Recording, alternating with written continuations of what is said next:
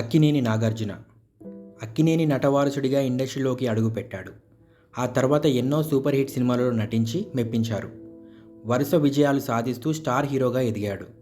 ఇప్పటికీ యంగ్ హీరోలతో పోటీ పడుతూ నవమన్మధుడిలా కనిపిస్తాడు. తన నటనతో ఎంతోమంది అమ్మాయిల మనసుని గెలుచుకున్నాడు. కేవలం కమర్షియల్ సినిమాలే కాకుండా ఆధ్యాత్మిక సినిమాలలో కూడా నటించి మెప్పించిన ఘనత కింగ్ నాగార్జున సొంతం. మాస్ క్లాస్ రొమాంటిక్ మూవీస్లో నటించిన నాగార్జున అన్నమయ్య, శ్రీరామదాసు, షిరిడి సాయిబాబా, ఓం నమో వెంకటేశాయ లాంటి ఆధ్యాత్మిక సినిమాలలో కూడా నటించి మంచి గుర్తింపు తెచ్చుకున్నారు. ఈ సినిమాలు కింగ్ నాగార్జున గారి కెరీర్లో మర్చిపోలేని సినిమాలుగా నిలుస్తాయి. ఆ సినిమాల గురించి ఇప్పుడు మనం డిస్కస్ చేద్దాం. నెంబర్ 1 అన్నమయ్య. రాఘవేంద్రరావు దర్శకత్వం వహించిన తొలి పౌరాణిక చిత్రం అన్నమయ్య. ఈ సినిమాను తమిళంలో అన్నమాచార్యన్ గాను, హిందీలో తిరుపతి శ్రీ బాలాజీ గాను అనువదించి విడుదల చేశారు. అప్పటిదాకా రొమాంటిక్ హీరో లేదా యాక్షన్ పాత్రలే వేసిన నాగార్జునను ఆధ్యాత్మిక పాత్ర అయిన శ్రీ అన్నమయ్యకు ఎంపిక చేసుకోవడం అప్పట్లో సాహసవంతమైన నిర్ణయంగా తెలుగు సినిమా పరిశ్రమలో అనుకున్నారు. కానీ తన అద్భుతమైన నటనతో విమర్శకులకు సమాధానం చెప్పాడు నాగార్జున గారు. ఈ సినిమాలో నాగార్జున, మోహన్ బాబు, సుమన్, రమ్యకృష్ణ, భానుప్రియ, రోజా, కస్తూరి నటించారు. ఎంఎం కీరవాణి గారు ఈ సినిమాకి సంగీతం అందించారు. వెండి తెరపై అన్నమయ్యను ఆవిష్కరింపచేయాలంటే నటుడిగా ఒక నాగార్జుననే ఉన్నారు అన్నట్టుగా ఎంపిక జరిగింది. అన్నమయ్యగా నాగార్జున కాకుండా మరో నటుడు మన ఊహకి కూడా రాలేడు. అంతలా పాత్రలో ఒదిగిపోయి భక్తిభావం ప్రదర్శించారు నాగార్జున గారు. ప్రేక్షకులు కూడా కళ్ళ ముందు ఉంది అక్కినేని అని మర్చిపోయి అన్నమయ్యగా చూసుకున్నారు. ఈ పాత్ర కోసం ఎంతో కష్టపడ్డారు నాగార్జున. ముఖ్యంగా ఆ క్లైమాక్స్ కోసం గెటప్ మార్చి వృద్ధుడిగా కనిపించాడు. అందుకే థియేటర్స్లో అభిమానుల మన్ననలను పొంది నటుడిగా ఎంతో ఎత్తుకెళ్లాడు నాగార్జున. ఈ సినిమాలో సుమన్ గారు యాక్ట్ చేశారా లేదా సాక్షాత్తు శ్రీ వెంకటేశ్వర స్వామి దిగివచ్చి యాక్ట్ చేశారా అనిపించేంత అందంగా ప్రజలను మైపరిపించారు. ఆ పాత్రలో సుమన్ గారిని తప్ప ఇంకెవరిని చూడలేము అన్నంతగా ఉన్నారు. ఇక మోహన్ బాబు కూడా వెంకన్న భక్తుడి పాత్రలో ఆకట్టుకున్నారు. మిగతా నటీనటులు కూడా ఈ క్లాసిక్ చిత్రంలో తమ వంతు పాత్ర పోషించి విజయంలో భాగం పంచుకున్నారు. నెంబర్ 2 శ్రీరామదాసు. కొన్ని సినిమాలు ఎన్నేళ్ళైనా గుర్తుండిపోతాయి. అలాగే ఎన్నిసార్లు చూసినా మళ్ళీ మళ్ళీ చూడాలనిపిస్తుంది. అలాంటి కోవలోకి వస్తుంది భక్తిరస మహాకావ్యం శ్రీరామదాసు. అక్కినేని నాగేశ్వరరావు, ఆయన తనయుడు నాగార్జున కలిసి నటించిన ఈ సినిమా అప్పట్లో ఓ సంచలనమే క్రియేట్ చేసింది. ఈ మూవీలో కబీర్ దాస్ పాత్రను ఏఎన్ఆర్ పోషించారు మరియు రామదాసుగా నాగార్జున జీవించారు. భక్త రామదాసు కథ తెలుగు నేలపై తెలియని వారు ఎవరూ ఉండరు. అయినా దర్శకుడు మాయాజాలంతో సినిమాను అందరికీ నచ్చేలా రామదాసు కాలాన్ని కళ్ళకు కట్టినట్టు చూపించడంలో సక్సెస్ అయ్యాడు. శ్రీరామదాసు సినిమాకు ప్రాణం పోసింది అంటే సంగీతం, సాహిత్యం మాత్రమే.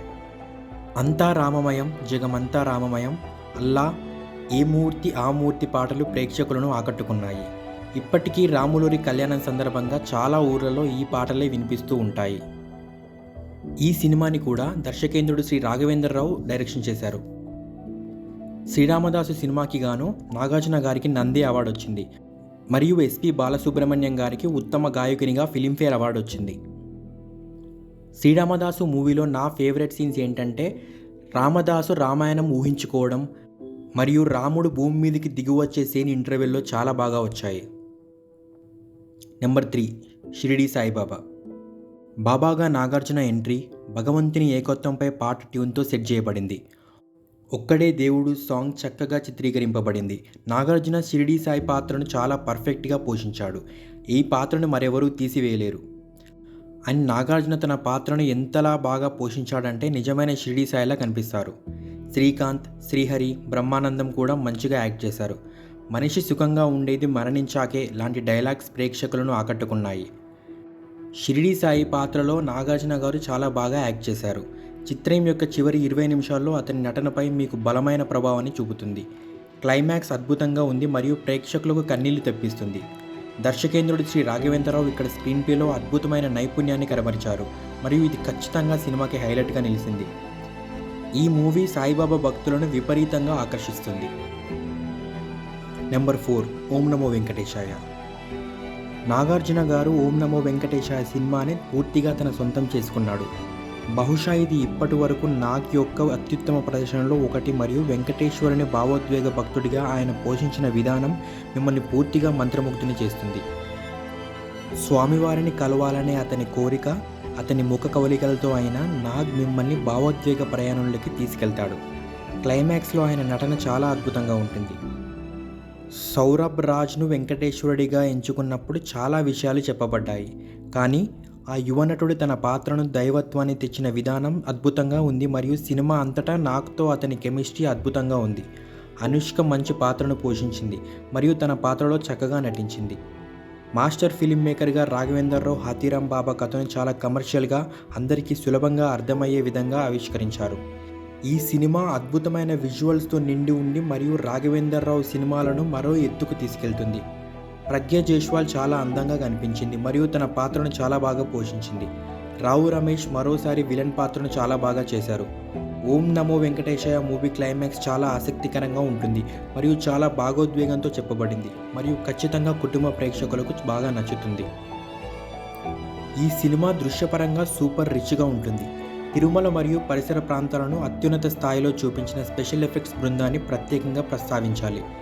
కెమెరా పనితనం అద్భుతంగా ఉంది మరియు చిత్రానికి ఒక దివ్యమైన వెలుగుని తెస్తుంది. కీరవాణి సంగీతం మరియు నేపథ్యం సంగీతం అత్యున్నతంగా ఉంటాయి మరియు సినిమాను పూర్తిగా ఉన్నత స్థాయికి తీసుకెళ్తాయి. దర్శకుడికి రాఘవేంద్రరావు విషయానికి వస్తే, భక్తి చిత్రాలు తీసే విషయంలో తనను ఎవరూ ఓడించలేరని ఆయన ఒకప్పుడు నిరూపించుకున్నారు. అంతగా తెలియని హాతీరామ్ బాబా కథను నేటి ప్రేక్షకులకు పెద్దగా విసుగు పుట్టించని విధంగా చెప్పడంలో ఆయన గొప్పతనం ఉంది.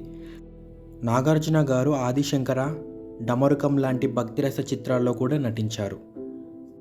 పైన డిస్కస్ చేసిన మూవీస్లో మీ ఫేవరెట్ మూవీ ఏంటో కింద కామెంట్స్లో మాతో షేర్ చేసుకోండి. ఈ వీడియో నచ్చితే లైక్ చేసి షేర్ చేయండి. ఇలాంటి మరెన్నో ఫిల్మ్ రిలేటెడ్ వీడియోస్ కోసం ఫిల్మీ ఫుడీ ఛానల్ని సబ్స్క్రైబ్ చేసుకోండి. Thank you so much.